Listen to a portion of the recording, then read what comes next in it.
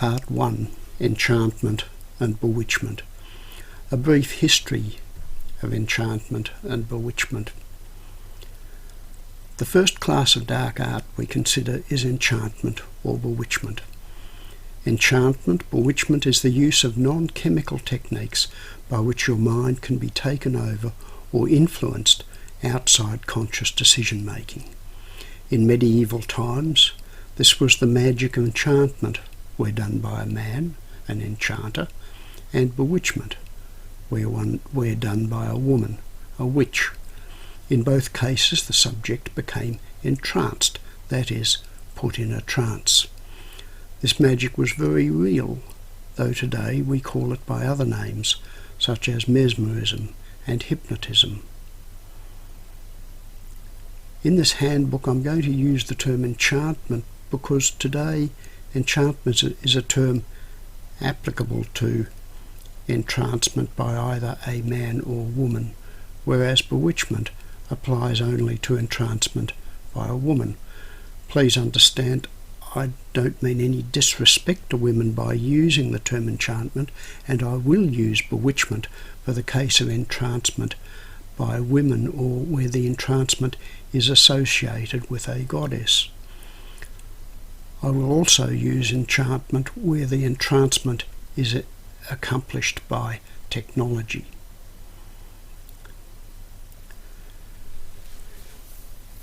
Ecstatic trances of Persian and Indian holy men 2,500 years ago. The origins of enchantment are lost in time, but the Magi of Persia and Yogi of India began practising trance for religious purposes at least 2,500 years ago. The ancient Egyptians practised a form of enchantment called mandeb for healing and for compelling subjects to tell the truth. The ancient Greeks used enchantment in their healing sleep temples, and the word hypnosis is derived from the ancient Greek god Hypnos, the god of sleep. The ancient Romans and fascinatio. Unlike the Egyptians and Greeks, the ancient Romans were very superstitious and they feared enchantment, giving it the name of fascinatio, from which we get fascination.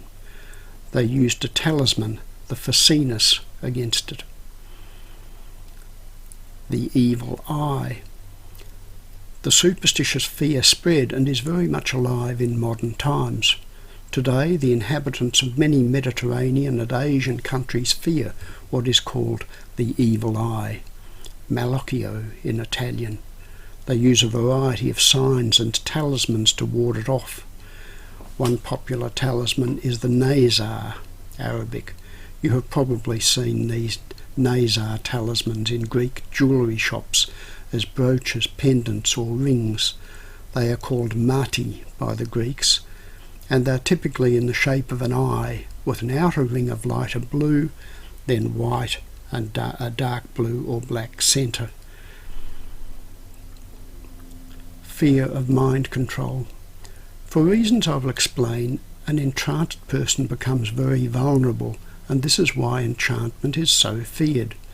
One account of mesmerism, a form of enchantment, describes it in the following terms. It most commonly had the property of attracting or of immobilizing the subject, of paralyzing his volition, and more generally of placing the will of the fascinated individual under the domination of the device or agent operating it. Enchantment and witchcraft came to be associated with the devil. With the rise of Christianity in the Western world, the Roman superstition against the dark magic of enchantment and witchcraft was attributed by Christian laity to the practice of satanic forces.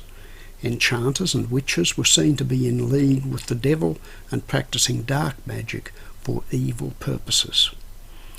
Christians at the parochial level and fundamentalist Protestants regarded it as very evil. It may be that many of the sorcerers and witches executed in the medieval witch trials were persecuted for exercising enchantment or bewitchment. Notwithstanding the popular fear of enchantment, the preeminent 13th century church scholar St. Thomas Aquinas held that the deprivation of reason was not a sin if it were done for a just cause. He held that even if it were done for illicit purposes, it was a venial, not a mortal sin. Attempts at regulation. Various jurisdictions, recognising the vulnerability of the entranced subject, have attempted to regulate enchantment by anti-witchcraft laws, such as the various English Witchcraft Acts, now repealed, and the current Witchcraft Suppression Act of South Africa. Laws aimed at the gypsies, Roma, whose women practised some forms of witchcraft. The witchcraft provisions of the UK Vagrancy Act have now been repealed in all or most jurisdictions, as I mentioned earlier, in Victoria in 2005.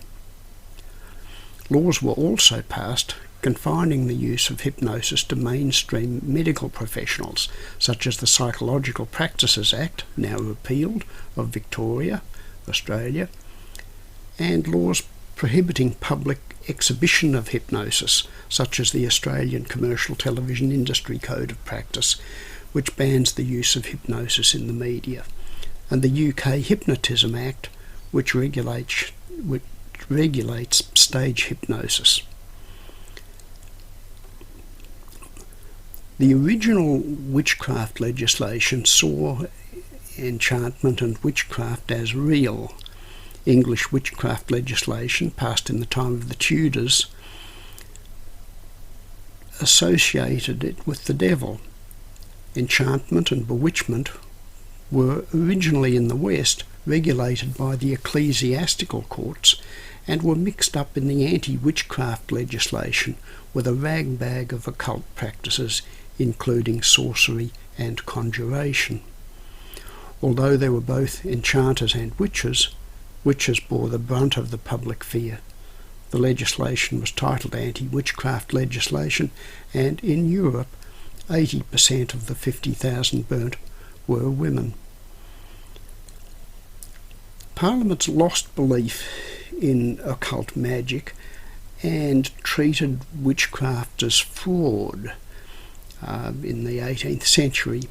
With the rise of science in the Western world, societies ceased to believe in enchantment and witchcraft as the exercise of satanic forces, and the later anti-witchcraft laws passed in 1735 in England, a less superstitious age, denied the existence of witchcraft, including enchantment and bewitchment, but punished those who professed to use any form of them, considering the act of purporting to use any form of witchcraft as a dishonest pretense committed by one person on the credulity of another.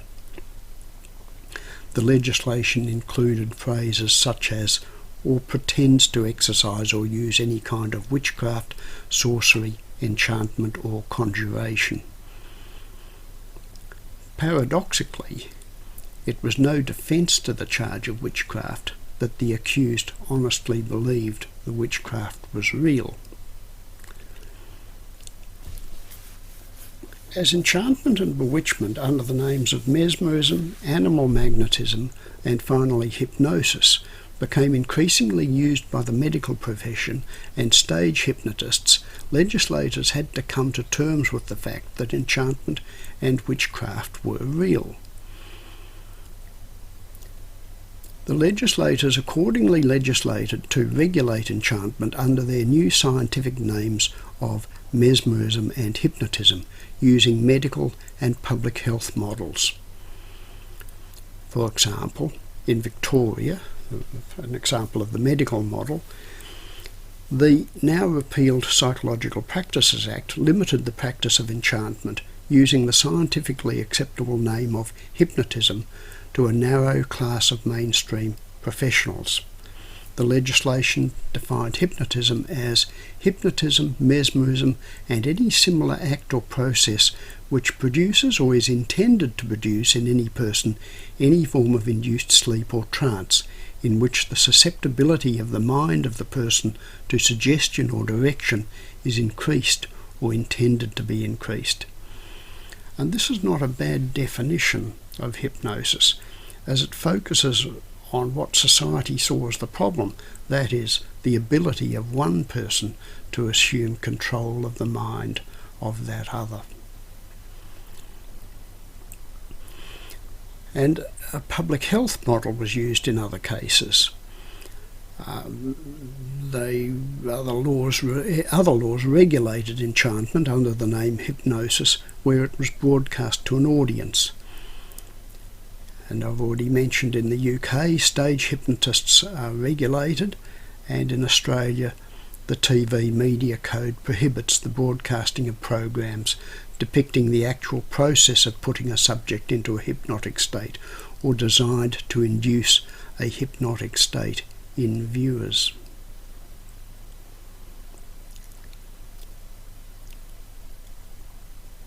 Many witchcraft hypnotism laws have been repealed. Many controls aimed at regulating witchcraft and hypnosis have been repealed. For example, in Victoria, Australia, the Victorian Psychological Practices Act and the witchcraft provisions of the Vagrancy Act have both been repealed. The problems with all these laws is that the politicians, lawyers and the general populations have never formally experienced trance, and even today there are some schools of medicine and psychology that deny it even exists. Added to this, enchantment still has its old association with dark magic, and politicians can be embarrassed to address such a topic. There are threshold problems, as levels of enchantment can vary from very light enchantment to deep enchantment. There are many ways to enchant people. People have little realization of the power of video and audio technology to enchant, and many persons in business and marketing use enchantment and do not want controls.